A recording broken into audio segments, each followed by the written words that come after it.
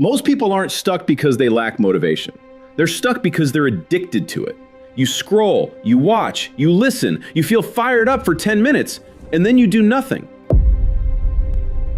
A hit of inspiration feels productive, but it's actually anesthesia. It numbs the discomfort that would have forced you to act. If motivation really worked, you'd already have the life you keep fantasizing about. Instead, you're stronger at consuming and weaker at doing. And that trade-off is quietly wrecking your potential. You've been told that motivation is the spark, the thing that gets you moving, the fuel that starts the engine. That sounds nice, but it's mostly a lie that feels good and keeps you stuck. What actually happens is simpler and more dangerous. Motivation replaces action instead of fueling it. You watch a video, you feel understood, you nod along, you get that rush in your chest that says, yeah, this is me, I'm about to change. And your brain checks the box. It thinks progress happened. Chemically, emotionally, it feels similar to doing the work. And because your brain can't tell the difference between feeling aligned and actually acting, you walk away satisfied without changing a single behavior. That's why motivation is so seductive. It gives you the reward without the cost. Action demands effort, risk, boredom, and the chance of looking stupid. Motivation demands nothing except attention. You sit there, you consume, you feel better. The problem is that improvement doesn't care how inspired you felt. It only responds to what you did. And if nothing changed in your calendar, your habits, or your output, then nothing moved, no matter how fired up you were. Over time, this creates a really ugly pattern. You start training yourself to associate growth with consumption. When things feel hard, confusing, or uncomfortable, instead of asking, what's the next action? You ask, what should I watch? That's the moment the loop locks in. You're no longer solving problems, you're soothing yourself. Motivation becomes emotional painkillers. It dulls the frustration that should have pushed you into action. And because that frustration never fully arrives, neither does the discipline that grows from dealing with it. This is why people can quote ideas perfectly and still be broke, out of shape, or stuck. They've collected insights like trading cards. They know the language. They understand the frameworks. They can explain what should be done. But understanding without execution is just intellectual entertainment. It feels productive because it looks like learning. But learning that never turns into behavior is just a delay tactic with better branding. There's another layer that makes this worse. Motivation content often frames action as something that happens after you feel ready. It subtly teaches you to wait. Wait until you're confident. Wait until you're inspired. Wait until the timing feels right. That's deadly because readiness is a feeling, and feelings are unreliable. They fluctuate with sleep, stress, and mood. If you make action dependent on feeling motivated, you've outsourced your progress to something you don't control. Action works the opposite way. Action creates clarity. Action creates confidence. Action creates motivation after the fact. When you do the thing, even badly, your brain gets real feedback. Not fantasy, not hype. Proof. And proof is what builds self-respect. Watching someone else talk about discipline does not make you disciplined. Acting when you don't feel like it does. The real damage of consuming motivation shows up in your tolerance for discomfort. Every time you choose another video instead of the hard task, you're teaching yourself that discomfort is something to escape, not endure. Then, when you finally sit down to work, even small resistance feels unbearable. You don't think, this is part of the process. You think, something's wrong. So you go looking for more motivation to fix a problem that motivation created in the first place. That's why people end up fighting the same problem for years. Same goals, same speeches, same cycle. New inspiration, old behavior.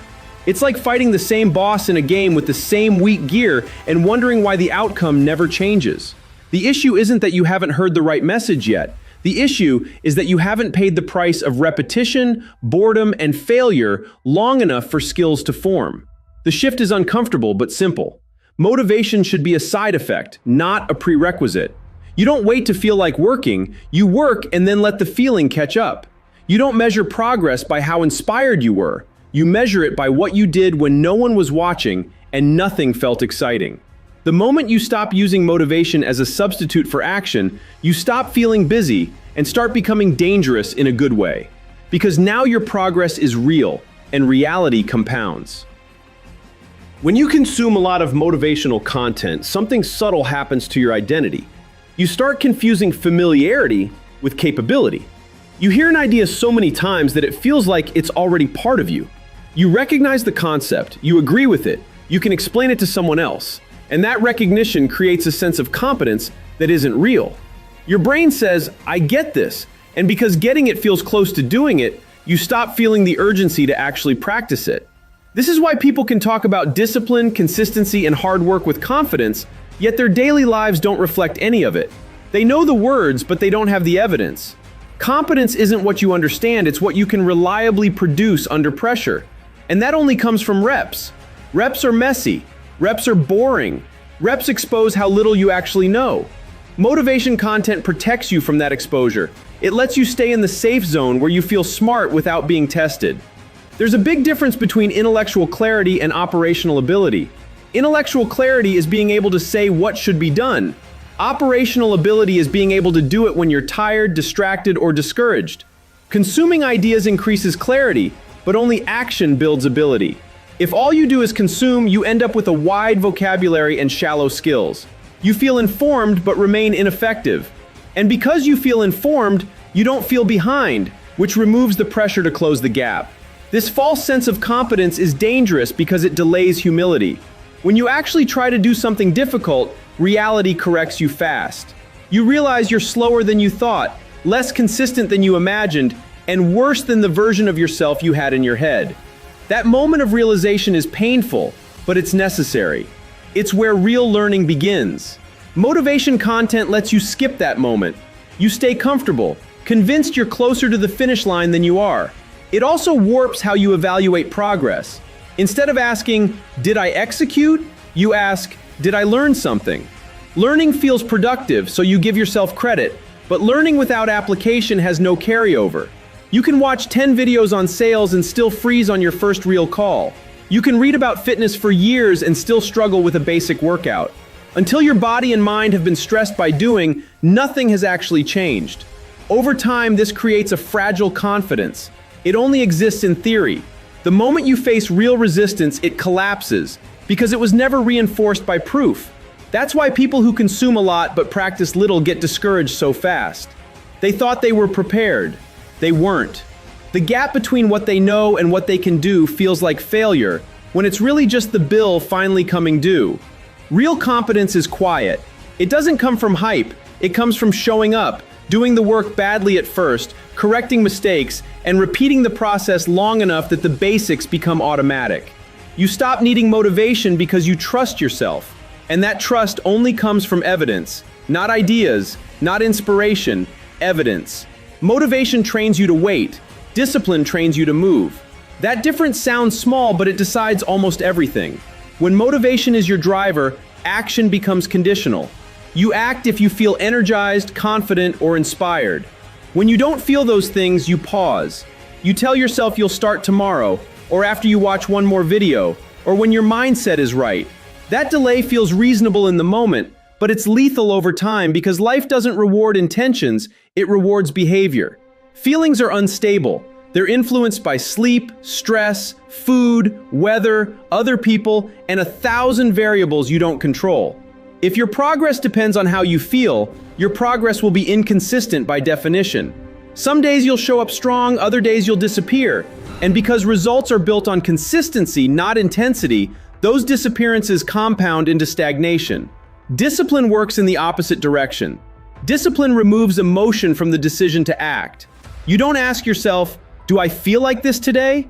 You ask, is this scheduled? The work gets done because it's part of the system, not because you're in the mood. That's why disciplined people look calm and reliable. They're not battling themselves every morning. The decision was already made in advance. Motivation makes action reactive. Discipline makes it proactive. With motivation, you respond to feelings. With discipline, you act according to standards. Standards don't negotiate. They don't care if you're tired, bored, or unsure. They exist to protect your long-term goals from your short-term impulses. Every time you follow the standard instead of the feeling, you strengthen your ability to act without emotional permission. There's also a confidence gap between the two. Motivation-based action feels exciting at first, but it's fragile. The moment something goes wrong, the feeling disappears, and so does the effort. Discipline-based action feels dull at first, but it's resilient. When things go wrong, the routine stays. And because the routine stays, progress continues even on bad days. That's how momentum is built quietly, without drama. Waiting to feel ready is one of the most expensive habits people have. Readiness is rarely something you feel before you start. It's something you earn after you've started and survived the early discomfort. Confidence comes from seeing yourself take action despite resistance. Motivation promises confidence first, action later. Discipline flips that order, and that's why it works. Once you understand this, you stop asking how to feel more motivated and start asking how to make action unavoidable. You design your environment. You set non-negotiable times. You lower friction. You remove choices. The goal is not to feel good before you act, but to act so consistently that feelings become irrelevant. That's when progress stops being emotional and starts being inevitable. The real damage of constant motivation consumption isn't that it wastes time, it's that it makes you weaker in the exact moment you need strength. Every time you escape discomfort by watching something inspiring instead of doing the hard thing, you lower your tolerance for resistance. You teach your nervous system that the first sign of friction is a signal to retreat, not a signal to push. Over time, even small tasks start to feel heavy, not because they are, but because you've trained yourself to avoid the sensation of effort. Discomfort is the entry fee for any kind of growth. Focus, learning, fitness, skill, confidence, all of it requires you to sit in moments that aren't pleasant. When you constantly medicate those moments with motivation, you never develop the muscle that lets you stay there. It's like using painkillers every time your legs burn during training. You don't get stronger, you just get better at avoiding the burn. This is why people say they're burned out before they've really done much. They're not exhausted from work, they're exhausted from the constant internal fight with discomfort. They haven't built the tolerance that lets effort feel normal. So when they finally try to focus, the mental resistance feels overwhelming. Their brain screams for escape, and motivation content offers an easy exit that feels productive but changes nothing. The scary part is how quietly this happens. You don't notice your tolerance dropping day to day. You just notice that tasks you used to handle now feel draining. Sitting down to concentrate feels harder. Starting feels heavier. You assume something is wrong with you, when really you've been practicing avoidance. And like any practiced behavior, it gets stronger with repetition. High performers aren't special because they love discomfort. Most of them don't. They're special because they've normalized it. They expect resistance. They don't interpret it as a warning sign. When they feel friction, they don't panic or look for motivation, they lean in. Their nervous system has learned that discomfort is temporary and survivable. Yours hasn't, because you keep rescuing yourself from it too early. Motivation makes discomfort feel optional. Discipline makes it expected. Once discomfort is expected, it loses its power to derail you. You stop asking, "Why does this feel hard?" and start thinking, "Of course this feels hard. That's the point." That shift alone changes how long you can stay focused, how much work you can tolerate, and how quickly you improve. If you want to reverse this, the answer isn't more hype, it's controlled exposure. Do small, hard things on purpose. Finish tasks when they get boring. Sit in the urge to quit without immediately escaping. Let your brain learn through experience that discomfort won't kill you and avoidance isn't required. As that tolerance rises, work feels lighter, not because it changed, but because you did. The trap with motivation is that it convinces you the problem is always external. You think you just need a new idea, a new push, a new perspective, a new speaker. So every time you get stuck, you go looking for something different to consume instead of something different to do. That's how you end up fighting the same problem over and over with the same behavior, while wondering why nothing changes. It's like replaying the same level in a game with the same weak character and expecting a different outcome because you watched a strategy video. The boss doesn't care what you watched.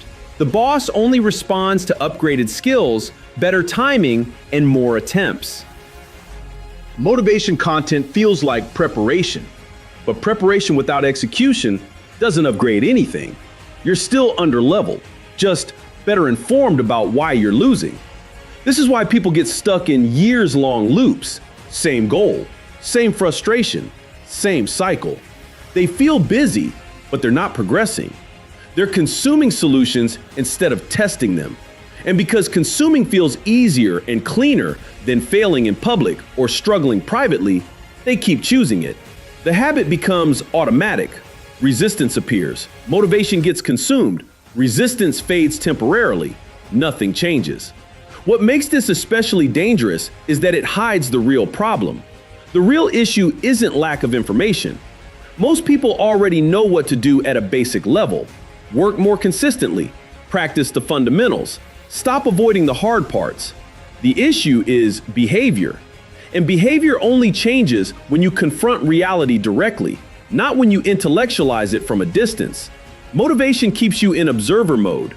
You're always watching someone else take action, explain action, or reflect on action. But watching is passive. It doesn't generate feedback. Feedback is what forces growth. When you actually act, you get immediate data. This worked, this didn't, this needs improvement. Without that data, you can't adjust. You just keep fantasizing about improvement instead of engineering it. The irony is that people who consume the most motivation often feel the most stuck. They're aware of their own potential, which makes the lack of progress more painful. Instead of using that pain as fuel to change behavior, they soothe it with more content. That's how the loop tightens. Same boss, same strategy, same loss. New explanation for why it wasn't your fault this time. Breaking the loop requires accepting a brutal truth. No new insight will save you. Only new actions will. You don't need a better speech. You need more attempts. You don't need another framework. You need more reps. When you finally switch from searching for the perfect idea to tolerating imperfect execution, the fight changes.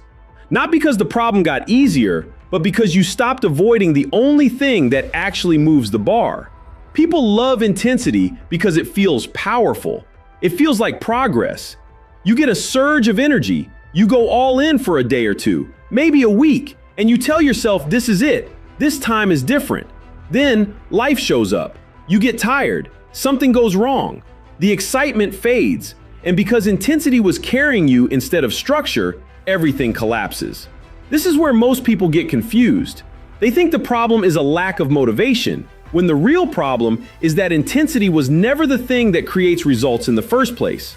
Results come from consistency, not because consistency is exciting, but because it compounds. Small actions repeated daily don't feel impressive in the moment, but they stack quietly. One workout doesn't change your body.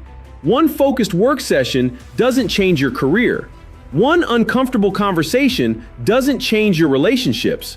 But doing those things over and over, especially on days when they feel pointless, changes everything. The boring days are the ones that actually matter. Intensity gets credit. Consistency does the work. Motivation culture teaches you to chase emotional peaks. It makes you think progress should feel dramatic. Big breakthroughs, big realizations, big moments. Real progress almost never looks like that. It looks like showing up when nothing clicks. It looks like doing the task when you'd rather do anything else. It looks like finishing even when the payoff feels far away. That kind of effort doesn't feel heroic, so people discount it. They underestimate how powerful it is. There's also a discipline problem hiding inside intensity. Intensity is expensive. It burns a lot of energy fast. You can't sustain it without rest, perfect conditions, or a constant emotional charge. Consistency is cheap. It's designed to fit into real life. It survives bad moods, bad days, and imperfect schedules. That's why people who rely on consistency look unstoppable over time. They're not pushing harder than everyone else, they're just not stopping. A mediocre plan executed daily will beat a perfect plan you keep abandoning. That's uncomfortable to accept because it attacks perfectionism. People love planning because planning feels safe. Planning lets you imagine success without risking failure. Execution ruins that fantasy. Execution shows you where the plan is weak and where you are weaker than you thought. So instead of committing to a simple plan and sticking to it, people keep redesigning the plan, waiting for the version that will finally make consistency unnecessary. That version doesn't exist. Consistency also changes how you relate to failure. When you're inconsistent, every miss feels huge. You skipped a week, you broke the streak, you feel like you're back at zero. That emotional swing makes people quit. When you're consistent, failure becomes data. One bad day doesn't matter because there are hundreds of reps behind it and hundreds ahead. You stop being dramatic about mistakes because the system is bigger than any single outcome. Another reason consistency wins is that it builds identity. Intensity is something you do. Consistency is someone you become. Anyone can be intense for a short burst. Few people can be reliable. When you act consistently, even at a low level, you start seeing yourself differently. You become the kind of person who shows up. That self-image is incredibly powerful. Once you believe, based on evidence, that you are consistent, you stop needing external motivation to remind you who you are. This is where motivation actually becomes useful again, but only after consistency is established. When you've already built the habit, motivation acts like a bonus, not a requirement. It can add energy to something that already exists. But if you try to use it as the foundation, it collapses the moment your emotions change. Consistency doesn't care how you feel. It runs in the background, quietly, like an operating system. Most people overestimate what they can do in a week and underestimate what they can do in a year. That's an intensity problem. They sprint, burn out, and conclude they're incapable. The truth is, they never gave consistency enough time to work. Compounding is slow at first, almost invisible. That's why people quit right before it starts paying off. They mistake the lack of immediate reward for lack of progress. If you want real results, you have to make peace with being unimpressive for a long time. You have to be okay with progress that doesn't look good on social media. You have to stop asking, "Did I go hard today?" and start asking, "Did I show up?" Because the person who shows up every day, even at 60%, will always outperform the person who waits for 100% and rarely moves. Consistency isn't exciting. It's not meant to be. It's meant to work. And the moment you stop chasing emotional highs and start building boring momentum, you stop relying on motivation and start relying on something far more dangerous: proof that you don't quit. The exit from the motivation trap is not complicated, but it is uncomfortable, which is why most people never take it. Reduce input, increase output. That's it. Fewer videos, fewer podcasts, fewer speeches, more doing, more attempts, more unfinished work turned into finished work. The hard part isn't understanding this, it's accepting what it implies, that the next level of your life doesn't require more information, it requires more exposure to effort, risk, and repetition. Most people are overdosing on input and starving on output. They wake up and immediately consume news, social media, advice, opinions. By the time they're supposed to act, their mental energy is already scattered. They feel busy but directionless. Cutting input feels scary because it removes the illusion of progress. When you stop consuming, you're left alone with the work and your own resistance. That's the point. That friction is where growth actually happens. Increasing output doesn't mean doing everything at once. It means narrowing your focus until action is unavoidable. One task, one block of time, one measurable outcome. Output forces clarity. You don't get to hide behind theories or intentions. Either something exists at the end of the day or it doesn't. That binary feedback is uncomfortable, but it's honest. And honesty accelerates improvement faster than inspiration ever could. Tracking actions instead of feelings is a critical shift. Feelings are noisy, they fluctuate and lie. Actions are clean. They either happened or they didn't. When you measure output, you stop negotiating with yourself. You stop saying, "I had a good mindset today." You start asking, "What did I actually do?" That question cuts through self-deception instantly. It turns progress into something objective instead of emotional. Letting results become the feedback loop changes your relationship with motivation entirely. You stop chasing the feeling of being motivated and start trusting the evidence you're building. When you see output stacking up, even slowly, motivation shows up naturally, not as hype, but as quiet confidence. You don't need to convince yourself you're capable. You've seen it. That kind of motivation is stable because it's grounded in reality, not mood. This approach also forces you to confront an uncomfortable truth. No one is coming to save you with the perfect message. There is no final video that will unlock discipline forever. Waiting for that moment is just another delay. Reducing input is a declaration that you already know enough to start. Increasing output is the proof that you're done waiting for permission. At first, this feels empty. Without constant input, you might feel bored, restless, or unsure. That's withdrawal, not lack of purpose. Your brain is used to stimulation and reassurance. When you remove it, the silence feels threatening. But that silence is also where focus lives. It's where you can actually hear what needs to be done instead of what sounds good. As output increases, something else changes: self-respect. Self-respect doesn't come from how inspired you felt or how ambitious your plans were. It comes from keeping small promises to yourself, finishing what you start, showing up when it's inconvenient. Those wins are quiet, but they stack fast. And once self-respect is in place, motivation becomes optional. You act because that's who you are, not because you're chasing a feeling. Reducing input and increasing output won't make life easier in the short term. It removes your excuses and exposes your gaps. But it gives you something far more valuable in return: control. You stop being dependent on external energy and start generating your own through action. At that point, motivation is no longer the engine. It's just the dashboard light that turns on after you're already moving.